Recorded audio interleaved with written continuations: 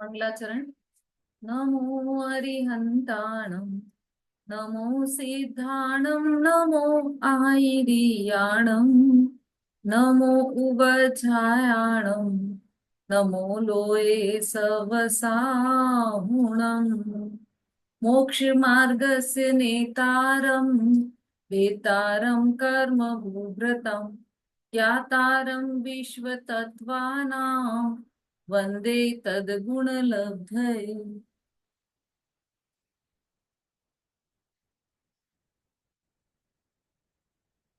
महान ग्रंथ तत्वार्थ सूत्र जी, जिसका अपर नाम मोक्ष शास्त्र है, पंचम अध्याय चल रहा है। इसमें हम अजीव तत्व का वर्णन देख रहे हैं। अजीव तत्व का वर्णन, ये तो हमें समझ में आ रहा है कि दूसरे दूसरे नंबर का जो तत्व है अजीव तत्व, उसका वर्णन यहाँ पर चल रहा है। लेकिन वास्तव में आचार्य उमा स्वामी ने इस पांचवें अध्याय में, जिसमें अजीव तत्व का नाम लिया है, उसमें पूरे विश्व की व्यवस्था, वस्तु व्यवस्था कैसी होती है, किस तरह से पूरा विश्व चलता है, उसका वर्णन इसी अध्याय में किया है। तो इस पांचवें अध्याय का प्रारंभ तो हमने बहुत पहले कर लिया है। जो सूत्र हमारे चल गए हैं उसका थोड़ा सा रिवीजन करके फिर हम आगे बढ़ते हैं। अजीव काया धर्मा धर्माकाश पुद्गला, जो पहले नंबर का सूत्र था पांचवें अध्याय का, पहले ही सूत्र में आचार्य उमा स्वामी ने बताया है, धर्म अधर्म आकाश और पुद्गल ये अजीव हैं और काय हैं। फिर द्रव्याणी, मतलब ये सभी द्रव्य है। ये मतलब जो ऊपर के सूत्र में बताया, जीवाश्च, जीव भी द्रव्य है। नित्यावस्थितान्य रूपाणी, मतलब ये उक्त द्रव्य जो ऊपर बताए हैं द्रव्य, वह द्रव्य नित्य है, अवस्थित है और रूपी है, अरूपी है। रूपाणी अर्थात अरूपी। फिर रूपिणः पुद्गलः, जो पुद्गल द्रव्य है इनमें से वह रूपी है। आकाशादेक द्रव्याणी, आकाश द्रव्य तक सभी एक एक द्रव्य है। धर्म द्रव्य, अधर्म द्रव्य और आकाश द्रव्य, ये तीनों ही एक एक हैं। निष्क्रियाणी च, तथा वो एक तो है ही और निष्क्रिय भी है। कौन कौन? धर्म, अधर्म और आकाश, ये द्रव्य निष्क्रिय भी है। असंख्ययाः प्रदेशा धर्माधर्मेक जीवानाम, धर्म अधर्म और एक जीव के असंख्यात प्रदेश होते हैं। आकाशस्यानंताः, आकाश के अनंत प्रदेश होते हैं।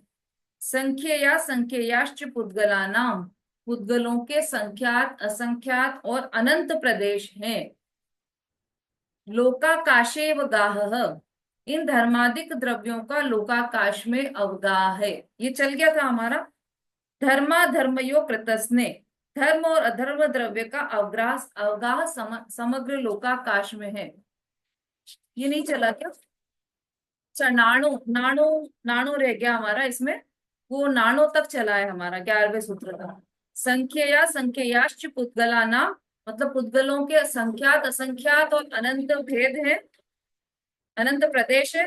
और नाणु अर्थात पुद्गल परमाणु के बहु प्रदेश नहीं होते।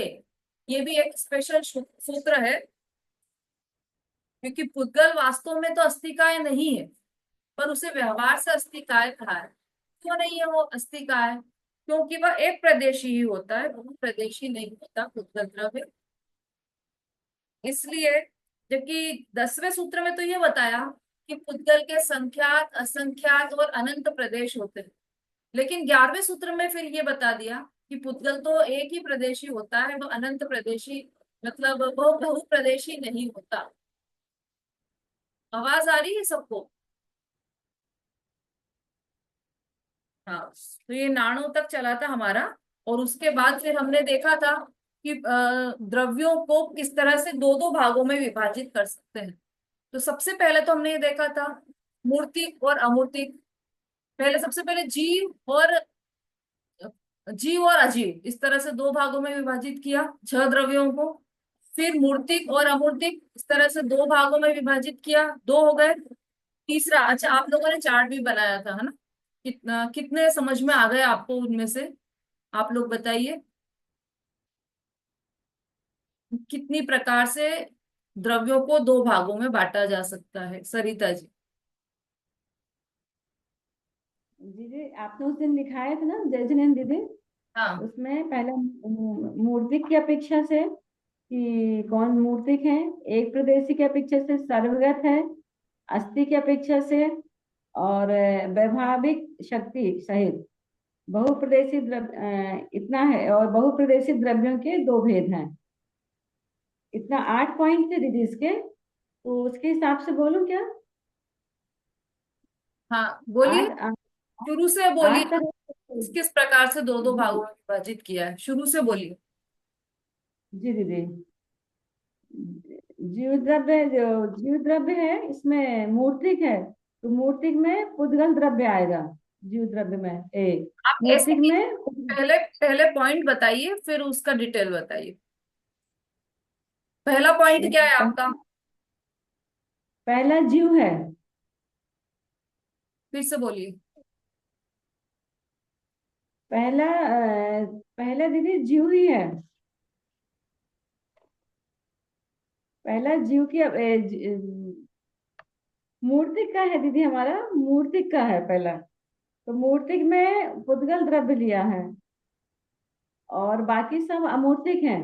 बाकी बाकी जो पांचों द्रव्य हैं वो अमूर्तिक हैं। फिर दूसरा हमने लिखा है, तो पुद्गल द्रव्य है जो अक्रिय की अपेक्षा से लिया है, तो पुद्गल द्रव्य सक्रिय है, और जीव द्रव्य सक्रिय है, बाकी सब अक्रिय हैं। सही बोल रही हूँ दीदी? ठीक है, ठीक है। चलिए, एक मिनट और भी किसी से पूछ लेते हैं जिसने पॉइंट वाइज लिखा हो बिल्कुल।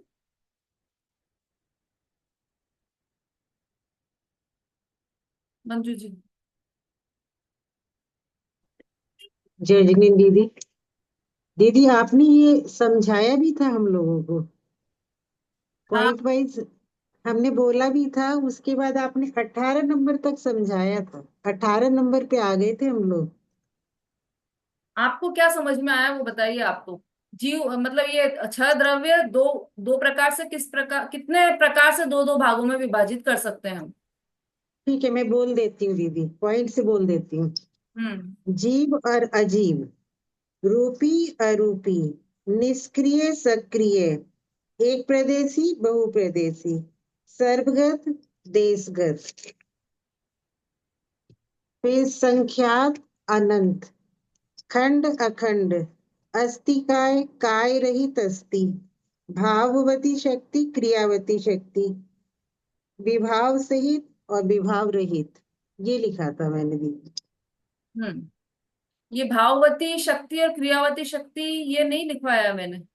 इसको दो भागों में इस नहीं कर सकते, क्योंकि भाववती शक्ति तो सभी में है ना, तो सक्रिय। अच्छा। हाँ, हाँ। द्रव्यों में है भाववती शक्ति। क्रियावती शक्ति केवल दो में ही है। चलिए, और किसी ने लिखा है जो यहाँ पर पढ़ा है उसके अनुसार किसी को समझ में आया हो तो वो हैंड रेस कीजिए। केवल जितना समझाया था उतना ही। सुषमा जी बोली। दीदी जय जिनेन्द्र। दीदी हम्म। आपने लिखवाया था कि द्रव्य के दो भाग, एक तो हो गया जीव और एक अजीव। हम्म। इसमें बाकी सब अजीव हैं, ये खाली जीव है। फिर लिखवाया था कि मूर्तिक और अमूर्तिक कौन कौन से द्रव्य हैं। तो मूर्तिक में सिर्फ पुद्गल आएगा, और अमूर्तिक में बाकी पांचों आएंगे। हम्म। फिर लिखवाया था अक्रिय और सक्रिय। हम्म। तो अक्रिय में आएंगे धर्म अधर्म आकाश और काल, और सक्रिय में आएंगे जीव और पुद्गल। हम्म। फिर फिर लिखवाया था एक प्रदेशी और बहुप्रदेशी। एक प्रदेशी में पुद्गल और काल, हाँ। और बहुप्रदेशी में जीव और पुद्गल का स्कंद रूप से।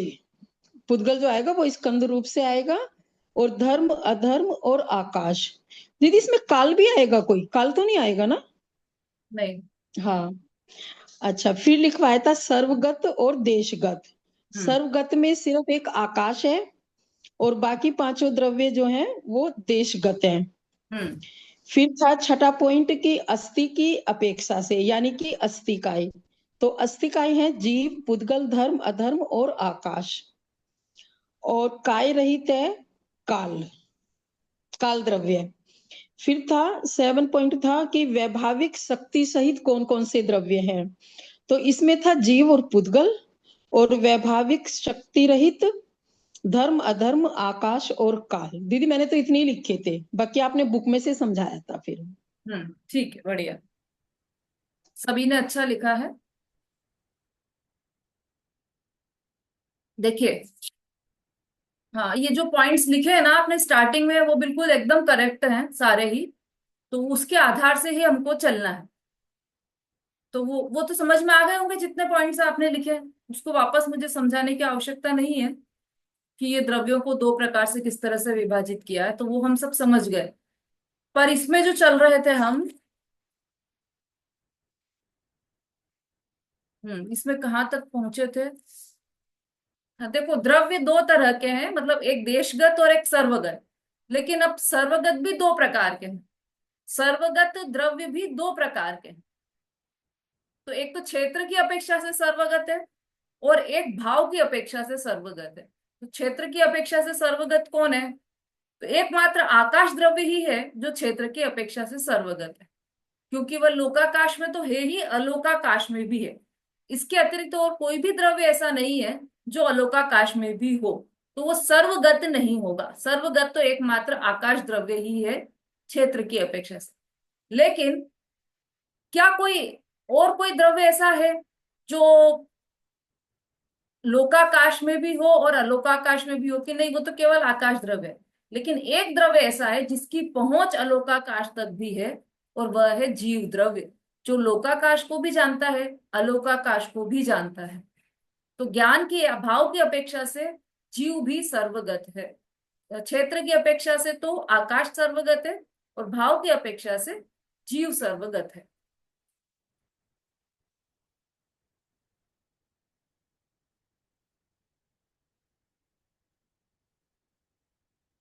अब इसका आप चिंतन करते जाओगे तो और निकलते जाएगी चीजें, पर मेन पॉइंट्स तो आपके ये ध्यान में आ ही गए। अब हम और थोड़ा सा पढ़ लेते हैं इसमें। अः 20वां पॉइंट देखिए। 20 नंबर का पॉइंट, पेज नंबर 332, 332 पेज पर 20 नंबर का पॉइंट है। अस्थिकाय दो तरह से हैं, अखंड अस्थिकाय और उपचरित अस्थिकाय। तो अखंड अस्थिकाय कौन है? आकाश, धर्म, अधर्म और जीव, ये अखंड अस्थिकाय है। अस्थिकाय है कितने कुल? 5 अस्थिकाय हैं। पंचास्थिकाय हम पढ़ते हैं ना। हाँ, वेरी गुड। 5 अस्थिकाय। तो कौन कौन से? वो जीव, धर्म, जीव, पुद्गल, धर्म, अधर्म और आकाश, ये 5 अस्थिकाय हैं। इसमें से अखंड अस्थिकाय 4 है। कौन कौन से? जीव, धर्म, अधर्म और आकाश, ये अखंड अस्थिकाय है। बच गया एक पुद्गल, तो वह कैसा है? उपचरित अस्थिकाय है। क्योंकि वह उपचरित क्यों बोला उसको? कि वो संयोगी पुद्गल स्कंध रूप होने की उसमें शक्ति है, इसलिए वह उपचरित अस्थिकाय है। क्योंकि वास्तव में तो वो एक प्रदेशी है, लेकिन जब स्कंध रूप में आ जाता है तो वह बहुप्रदेशी भी हो जाता है। इस अपेक्षा से उसे अस्थिकाय कहा है। तो इसलिए अखंड अस्थिकाय तो 4 द्रव्य हैं, और उपचरित अस्थिकाय पुद्गल द्रव्य है।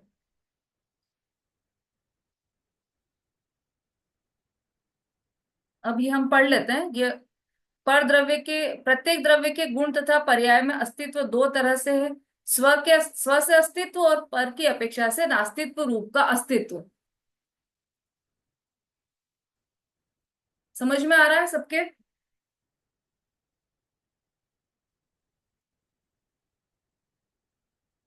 हाँ, अनीता जी बोलिए, कोई प्रश्न है क्या आपका?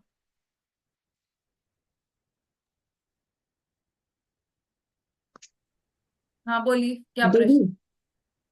दीदी 18वां पॉइंट जो था ना, वो मैंने पहले भी पूछा था आपसे, अच्छा। तो टाइम खत्म गर्ग। हो गया था फिर।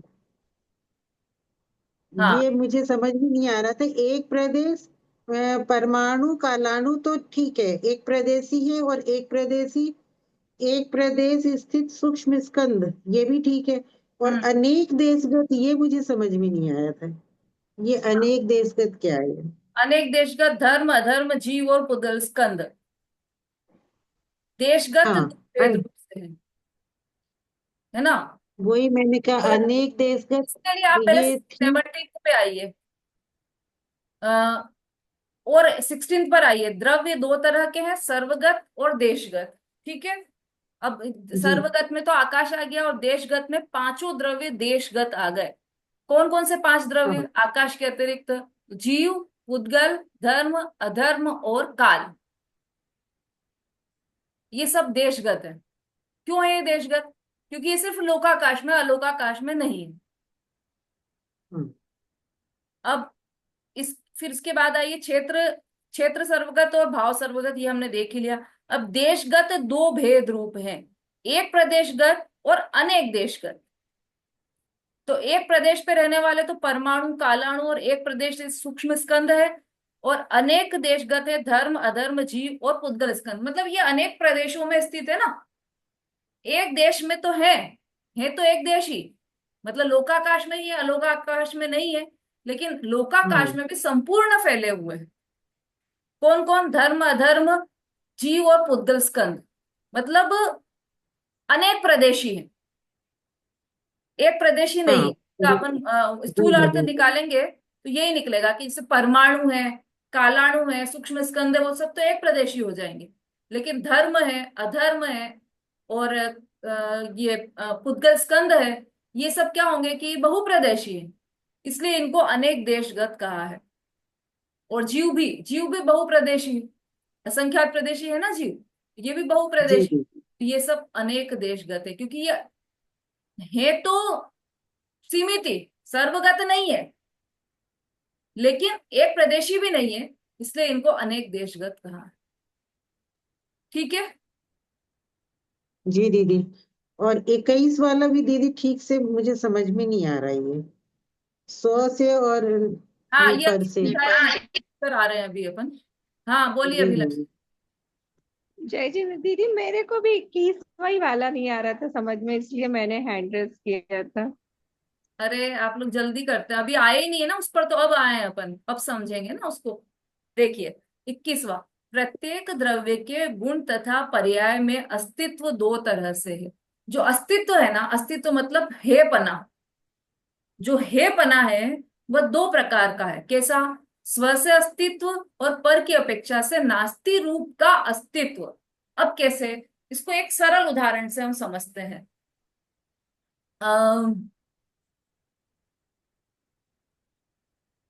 जैसे ये दो चीजें हैं हमारे पास, एक तो चश्मा है और एक डब्बा है। ठीक है। अब चश्मे में अस्थिपना है, इतना तो समझ में आ रहा है। चश्मे में अस्थिपना, चश्मा रूप से वह है कहें या अस्थि कहें एक ही बात है। सत कहें, सत्ता कहें, तो चश्मे रूप से इसकी सत्ता है। ठीक है, इतना समझ में आया सुलेखा जी? ठीक। अब ये जो डब्बा है, ये डब्बा डब्बे रूप से तो है इसका, जैसे चश्मा चश्मा रूप से, ऐसा डब्बा डब्बे रूप से। लेकिन चश्मे में डब्बे की नास्ती है। चश्मा चश्मे रूप से है, चश्मा डब्बे रूप से नहीं है। समझना ध्यान से, चश्मे में चश्मे की अस्थि है, लेकिन चश्मे में डब्बे की नास्ती है ना। दोनों धर्म इसी में है। ये अपने आप को डब्बे रूप नहीं होने दे रहा, ये अपने आप को चश्मे रूप रख रहा है। दोनों चीजें इसमें है, दोनों गुण इसमें है। चश्मे में दो गुण है, एक तो वो चश्मा चश्मे रूप रख रहा है अपने आप को।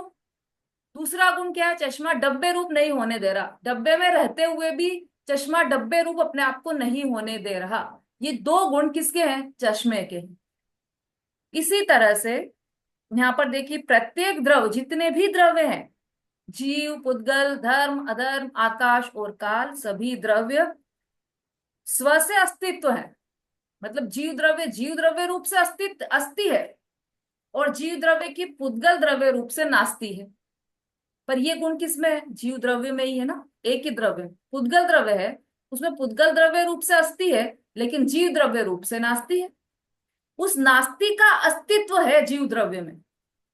जैसे चश्मे में डब्बे की नास्ती है, तो नास्ती की अस्थि चश्मे में है कि वो अपने आप को डब्बे रूप नहीं होने दे रहा, ऐसा गुण उस चश्मे में, उस नास्ती की अस्थि भी चश्मे में है। ऐसे ही जीव द्रव्य में यह नास्ती है कि वो अपने आप को पुद्गल द्रव्य रूप नहीं करता, तो ये उस नास्ती की भी अस्थि जीव द्रव्य में है। प्रत्येक द्रव्य में, पुद्गल द्रव्य से अस्थि, पुद्गल द्रव्य रूप से अस्थि है, लेकिन जीव, धर्म, अधर्म, आकाश और काल रूप से नास्ती है। वह उन रूप नहीं होता, उनको अपने रूप नहीं होने देता, ये दोनों गुण पुद्गल द्रव्य में। ऐसे ही धर्म द्रव्य, तो धर्म द्रव्य में स्व से अस्थि, मतलब धर्म द्रव्य रूप से अस्थि है, और किससे नास्ती है? नास्ती किससे है? दूसरे सभी हाँ बोलिए द्रव्यों से। अधर्म द्रव्य से नास्ती होगी दीदी।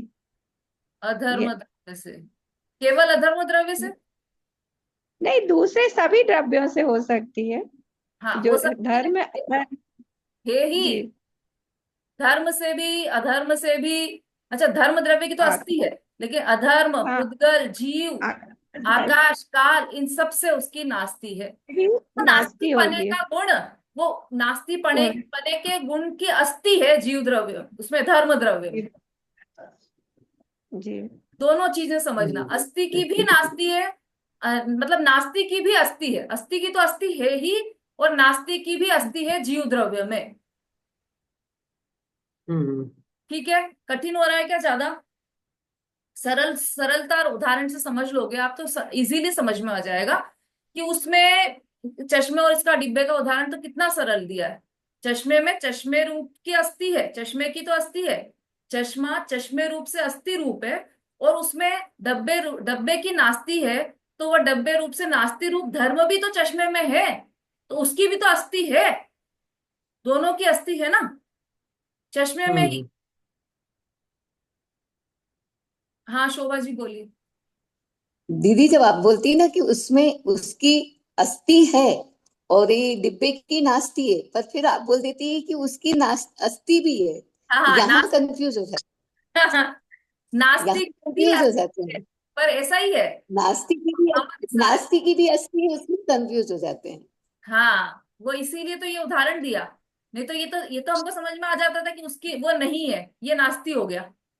द्रव्य द्रव्य रूप से है, स्वद्रव्य रूप से है, परद्रव्य से रूप से नहीं है, ये हो गया अस्थि नास्ति। लेकिन परद्रव्य रूप से नहीं है, उसकी अस्थि भी तो है स्वद्रव्य में, उसमें ही तो यह गुण है कि वो अपने आप को परद्रव्य रूप नहीं होने दे रहा है। ये गुण किसमें है? उस द्रव्य में है ना, ये गुण चश्मे में है ना, कि वह डब्बे रूप नहीं होने, दोनों चीजें हैं, चश्मे में चश्मे रूप की अस्थि भी है, और डब्बे की नास्ती भी है। तो नास्ती की अस्थि इसमें है ना, अस्थि कैसे है? इसमें ऐसा गुण है कि वह डब्बे रूप अपने आप को नहीं होने दे। ये गुण किसमें है? चश्मे में ही तो है कि वह अपने आप को डब्बे रूप नहीं होने दे रहा। इसमें दोनों तरह के गुण है कि यह चश्मा चश्मे रूप ही रहेगा अपने आप में, और ये चश्मा डब्बे रूप नहीं होने देगा, दो गुण हो गए।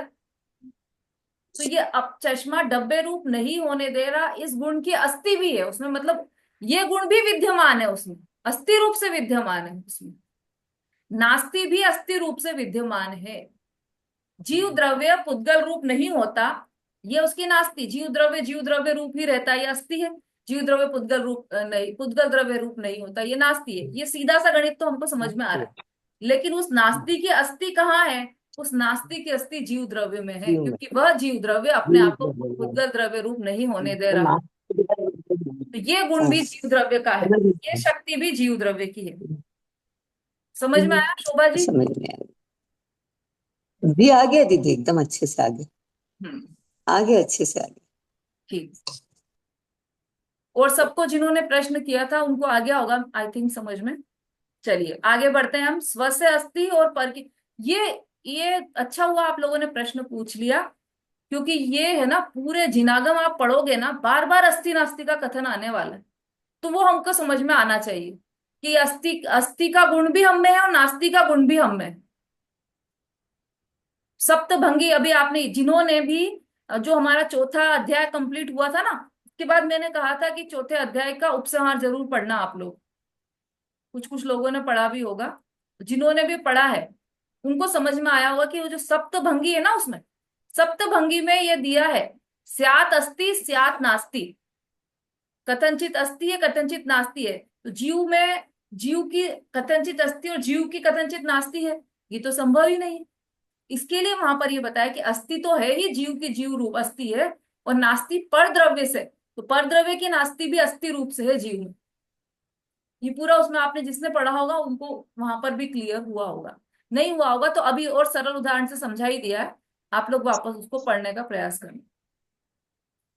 चलिए आगे, 22वां नंबर का, प्रत्येक द्रव्य में अस्तित्व दो तरह से है, ध्रुव और उत्पाद व्यय। हाँ,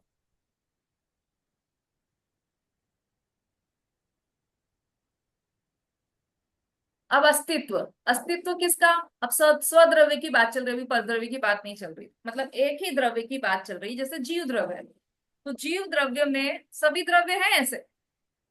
उद्गल ले लो, आपको इजी हो जाएगा उदाहरण। उद्गल द्रव्य की अस्तित्व दो प्रकार से, ध्रुव और उत्पाद व्यय। अभी इसके सूत्र आने वाले हैं आगे, विशु जी।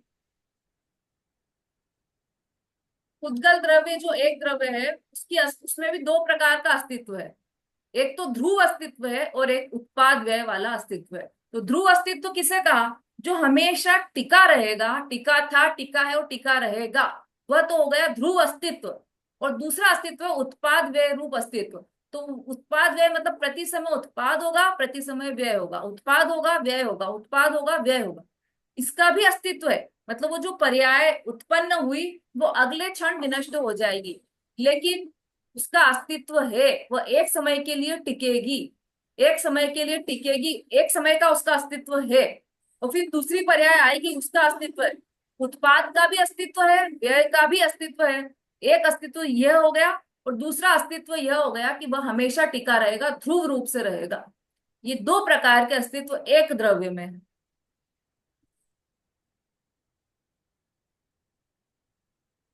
जैसे जैसे ये डिब्बा है ना, पुद्गल द्रव्य है ना, पुद्गल द्रव्य अपने को उदाहरण के लिए बहुत काम आता है, क्योंकि अब जीव द्रव्य तो दिखाई नहीं देता, तो उसका उदाहरण कैसे दें, पुद्गल द्रव्य है। जैसे ना ये डब्बा है, अभी हम द्रव्य तो आप समझ लेना, ये उदाहरण दे रहे हैं अपन, तो ये डब्बा है। अब इस डब्बे का अस्तित्व दो प्रकार से, कैसा, एक तो ध्रुव रूप और एक उत्पाद व्यय रूप। ध्रुव रूप कैसे, कि 10 दिन निकल जाएंगे लेकिन डब्बा ये ऐसा का ऐसा ही रहेगा, 1 वर्ष निकल जाएगा पूरा, लेकिन ये डब्बा 1 वर्ष पहले जैसा था 1 वर्ष बाद भी वैसा ही है, और मतलब पूरे वर्ष भी ऐसा ही है। उससे आगे का तो अपन नहीं कह सकते, टूट सकता है ना बीच में, ज्यादा से ज्यादा 1 साल लगा लिया हमने, तो 1 वर्ष के लिए इसका अस्तित्व मान लो हम, तो ये पूरे अपने काल में इसका अस्तित्व ऐसा का ऐसा ही रहेगा। लेकिन उसी समय जो दूसरा इसका अस्तित्व है उत्पाद व्यय रूप, वह अस्तित्व भी इसमें है। कैसा उत्पाद व्यय रूप, कि ये जो कलर है ना, ग्रे कलर है, तो ये धीरे धीरे और डल होता जाएगा, और डल हो गया, और डल, 1 साल में पूरा इसका फेड कलर फेड हो गया। तो ये जो मतलब ग्रे पने का व्यय हुआ और ब्लैक ब्लैक पने का उत्पाद हुआ, फिर थोड़ा और ग्रे पने का व्यय हुआ और ब्लैक पने का उत्पाद हुआ।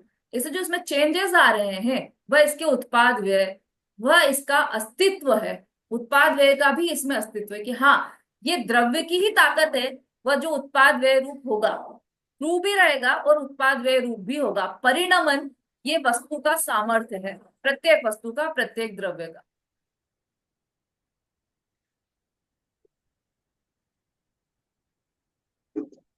हाँ बोलिए सरिता जी। दीदी इसी तरह अपने शरीर में भी हो रहा है ना, जैसे शरीर तो है पर उसमें भी पर्याय तो आ रही हैं जा रही हैं, नई पर्याय तो धीरे धीरे जैसे बड़े हुए, फिर अब बुढ़ापा आ रहा है, तो वो प्रति समय उसमें भी उत्पाद व्यय हो रहा है शरीर में भी। सिर्फ शरीर ही में नहीं, एक एक हम्म। परमाणु में, नाखून में प्रति समय परिवर्तन आ रहा है, बालों में प्रति समय परिवर्तन आ रहा है, और ये तो सब स्थूल है। इस शरीर में भी अनंत परमाणु जा रहे हैं और नए नए अनंत परमाणु आ रहे हैं प्रति समय, है ना। और जो परमाणु है इसमें अभी, उसमें भी उत्पाद व्यय चल रहा है। पता चला सुबह उठे और यहाँ पर एक कुछ दाग दिखा हमें कि कुछ फुंसी हो गई है, क्या हुआ ये, एक नई पर्याय आई। हाँ, मतलब वो जो क्लीन स्किन थी उसका तो व्यय हो गया, और जो फुंसी रूप स्किन आई उसका उत्पाद हो गया। उत्पाद फिर उत्पाद हो शाम तक गया। देखा तो वो फुंसी गायब, तो वो उसका व्यय हो गया, क्लीन स्किन का उत्पाद हो गया, है ना। तो ये प्रति जी। समय, और यहाँ पर क्या लिखा है, प्रत्येक द्रव्य में, ये तो हम पुद्गल की बात कर रहे हैं अभी, और पुद्गल के भी किसी अंश की बात कर रहे हैं, हम कितना बात कर पाते हैं, लेकिन वास्तव में तो प्रत्येक द्रव्य, और द्रव्य कितने हैं विश्व में, अनंत है। कितने द्रव्य हैं सरिता जी? अनंत है दीदी, वो जाति अपेक्षा 6 बोले जाते हैं द्रव्य, बाकी हाँ, तो अनंत है। अनंत द्रव्य है। एक जीव द्रव्य को ही लेंगे तो वो ही अनंत है, पुद्गल द्रव्य अनंत अनंत, इतने सारे द्रव्य है। प्रत्येक द्रव्य में प्रति समय उत्पाद व्यय और द्रव्य चल रहा है, और उत्पाद व्यय रूप भी उत्पाद व्यय भी अस्थि रूप है, और द्रव्य भी अस्थि रूप है। मतलब वही परमानेंसी विथ चेंज, वस्तु परमानेंट भी है और उसमें प्रति समय चेंज भी हो रहा है। ये दोनों अस्तित्व एक ही वस्तु में है। चलिए आगे, 23 नंबर का, द्रव्यों में दो तरह की शक्ति है, एक भाववती और दूसरी क्रियावती शक्ति। अब भाववती शक्ति किसे कहते हैं और क्रियावती शक्ति किसे कहते हैं, ये इसमें समझ में आएगा, पर ये द्रव्यों में है, सभी द्रव्यों में, पहले तो ये समझना। हाँ विशु जी बोलिए। दीदी दीदी दीदी, हम्म। जीव और पुद्गल में तो समझ में आता है कि ध्रुव और उत्पाद व्यय, लेकिन धर्म द्रव्य, अधर्म द्रव्य, आकाश और काल में भी एक बार एग्जांपल देके समझा दीजिए। हाँ ठीक है, धर्म द्रव्य, अधर्म द्रव्य, आकाश और काल। देखो इसमें भी काल तो एकदम स्पष्ट है, जैसा पुद्गल का स्पष्ट है वैसा काल का भी स्पष्ट है।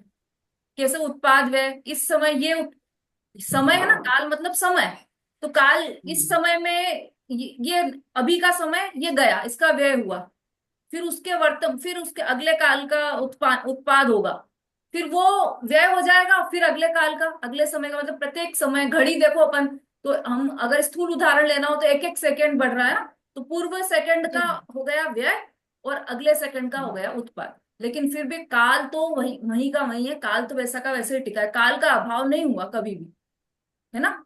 समय समय समय समय ऐसा बढ़ रहा है, चेंज होता जा रहा है, लेकिन काल तो वैसा का वैसे ही। तो काल का भी समझ में आ जाता है। धर्म अधर्म और आकाश, इसका समझ में नहीं आता है, तो इसका आप ऐसे समझो कि जैसे धर्म द्रव्य, तो धर्म द्रव्य का क्या कार्य है? धर्म द्रव्य जीव और पुद्गल को चलाने में सहायक होता है। हाँ, स्वयं चलते हुए जीव और पुद्गल को चलने में जो निमित्त हो उसे धर्म द्रव्य कहते हैं, स्वयं चलते हुए जीव और पुद्गल, है ना। अब जैसे धर्म द्रव्य, और कहाँ पर फैला हुआ है, ये पूरे लोकाकाश में फैला हुआ है धर्म द्रव्य। अब इसमें कितने सारे जीव चल रहे हैं, कितने सारे रुक गए, तो ये समय प्रति समय चेंज हो रहा है ना, ये उत्पाद है। ये मतलब जो चेंज हुआ है, मतलब समझ लो 3:03 पर हम एक ही पूरे लोकाकाश का तो उदाहरण कैसे लें, लेकिन एक कमरे का ले लो, एक कमरे में 10 लोग खड़े चल रहे हैं 3:03 पर, और 3:04 पर वो बैठ गए, 3:05 पर कुछ और लोग खड़े हो गए, तो ये जो चेंज चल रहा है ये सब पूर्व पर्याय का व्यय और नवीन पर्याय का उत्पाद, ये सब चेंज चल रहा है। ये धर्म द्रव्य में जो चलना, फिर दूसरे किसी का चलना, ये सब चलने में सहायक होना, ये सब धर्म द्रव्य की पर्याय है। ऐसे ही अधर्म द्रव्य की, जो रुक गए हैं उसमें अधर्म द्रव्य की पर्याय है, उनका उत्पाद व्यय प्रति समय चल रहा है, प्रति समय। लेकिन अधर्म द्रव्य का नाश नहीं होगा, व्यय हो जाएगा, उत्पाद भी होगा, व्यय भी होगा, लेकिन अधर्म द्रव्य ध्रुव रूप से टिका हुआ रहेगा। ऐसा नहीं कि भाई अब कुछ लोग रुक गए तो खत्म अधर्म द्रव्य, अब दूसरे दूसरे फिर बाद में कोई जीव उठ ही नहीं, रुक ही नहीं पाएगा, सब चलते ही रहेंगे। यदि अधर्म द्रव्य का नाश हो जाएगा तो ऐसे ही हो जाएगा कि सब मतलब फिर कोई रुक ही नहीं पाएगा, चलते ही जाएंगे, चलते ही जाएंगे सब। तो इसलिए नाश नहीं होगा, ध्रुव रूप से रहेगा अधर्म द्रव्य, धर्म द्रव्य भी, लेकिन उत्पाद व्यय रूप उसका परिणमन निरंतर चलता रहेगा। ऐसे ही आकाश द्रव्य का अवगाहन हेतुत्व है, आकाश द्रव्य, उसमें किसी समय में कितने कितने द्रव्य कहाँ पर स्थित है, फिर किसी समय में कौन से परमाणु